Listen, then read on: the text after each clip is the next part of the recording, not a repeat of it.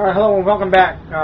It's Carl again, and I'm going to just do a quick little video on how I bend this cheap acrylic to kind of get these, nifty little shapes. So this is just a piece of scrap acrylic. You save a whole box.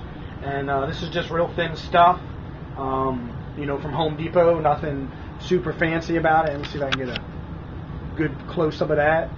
It's pretty thin. A bunch of different shapes. It's not super duper strong, but for this I think it works well. So this is the torch that I use.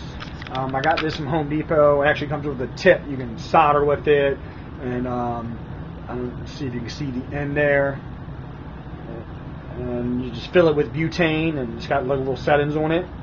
And so what we'll do is we'll just heat this up real thin, and I usually use a straight edge. You can see here, this is something I made. This was my first kind of prototype for this pump. So what you'll do is you just mark it. Sometimes I use I have a vise. Also have just a metal straight edge. So here's my metal straight edge I use, and this used to have a metal ruler on it. I lay it flat on the bench here and get nice bends on it. So I'm going to just fire this up. If you can see that flame here, it's just real small. And what I've always just done is, see if I can get a nice close up for you here. Just take it and I'll just make a couple passes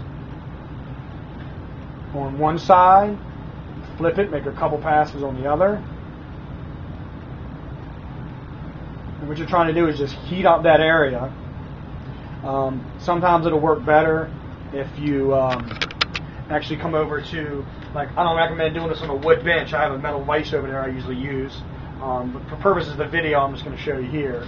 So if you just keep moving it this way, and get both sides, eventually it'll start to get pliable. It doesn't take long.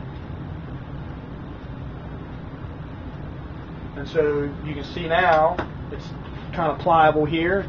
And what I'll do is just take my straight edge and hold it there for just a couple seconds. Eventually it'll cool back down and it'll be nice and stiff. And you can see there, it's not too bad. Now this was just a scrap piece, so I'd already heated this up before. And this was actually a piece I put in the toaster oven to see how long it had to be in there to make the whole thing pliable.